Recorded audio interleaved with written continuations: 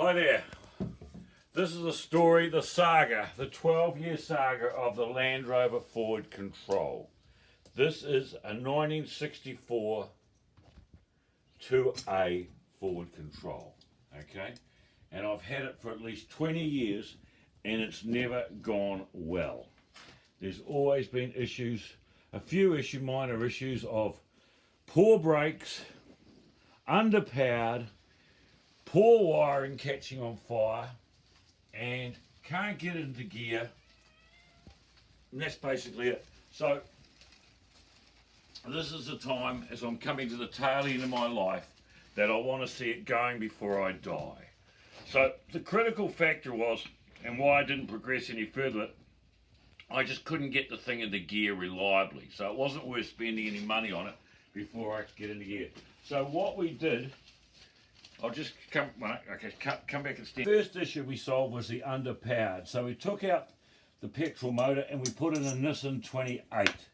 So that's in, and that's all been certified and VINed, okay? The next problem we had was the gearbox. The gearbox was just too light, not for the motor, but just too light for the whole truck. And we chopped out a couple of gearboxes before we found this. This is a Nissan 5-speed. That we adapted here, that we got off Trade Me, and then it was adapted already to the Land Rover transfer box. So we go Nissan adapter, Land Rover, Nissan, Land Rover, right? So because we put the bigger gearbox in, the 5-speed, we had to put in another cross member. We didn't take the old one out, we put in another cross member. And because the motor and gearbox are everything now back 4 inches, we had to shorten this back drive shaft here, and we had to lengthen this one in the front here. Because we'd changed the angles, we had to chop this chassis rail here to get the drive shaft movement up and down. So now we had the gearbox in, but we always had trouble with the linkages of finding gears. And even with this new gearbox, I would only find the gears about 80% of the time. So I never spent any more money on it until we could solve that problem. Then a mate of mine gave me a linkage out of a Hino truck. This switch box up here, which sits here, if you can imagine. And once I got that in and got that round, we could find the gears 100%. So that's when we started to progress further with the project, because you could drive it, even though it wasn't roadworthy, in the paddock, you could flick through the gears just as good as a modern vehicle. The other pig of the thing was power steering. Okay, the next pig was, it was just so hard to steer. It's got the 16900 tyres on, so it's just diabolical to steer.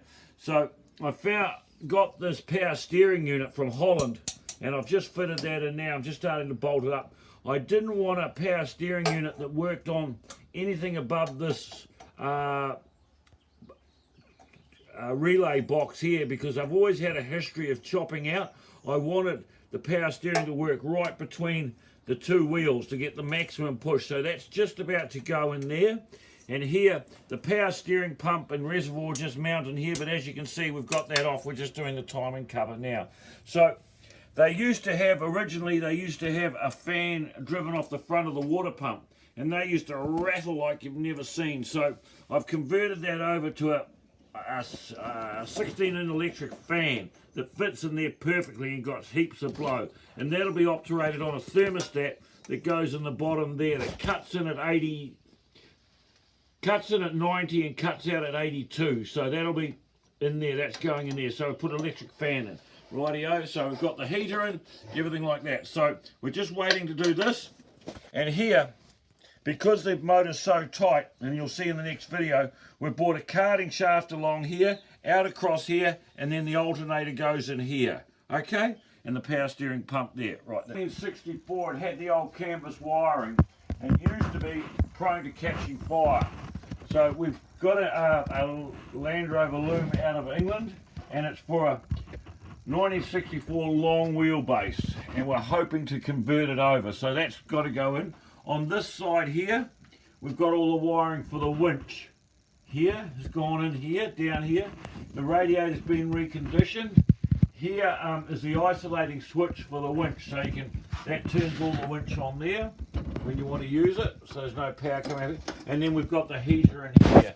Now the big problem with the Land Rover, this model, was a single braking system, which was one piston here and one piston here for the master cylinder here for the clutch, and a single reservoir here. And we've taken Series 3 clutch and managed to get that fit. That fits nicely. But this was a Series 3 that had the booster on here. And we've taken the booster out. There's a new master cylinder coming hopefully today. But we've taken the master. We got a pedal box out of a Series 3. We took the booster out and we've compressed the master cylinder up here. We've made a plate to block here to convert it over, and it works very well, and it's a very tidy conversion. So when the new master cylinder goes here, that goes there. Then we're putting two independent remote boosters, one in there, one in there. So one will do the front and one will do the back here. One will do the back, and the original booster will go down here like that, and that'll operate by the clutch to boost the clutch. And then we'll have, out of a Series 3, I've got a vacuum reservoir tank that'll go across there to run us more air. I'll probably run a vacuum gauge up through here so we can see where we're going. So that's where we are now. So we're converting the whole thing over here.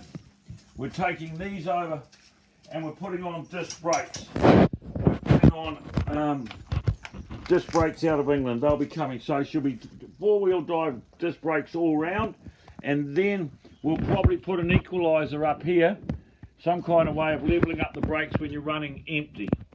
So that's where we are now. So I'm hoping that in another 4 months we'll be mobile. Okay, thanks very much. Bye.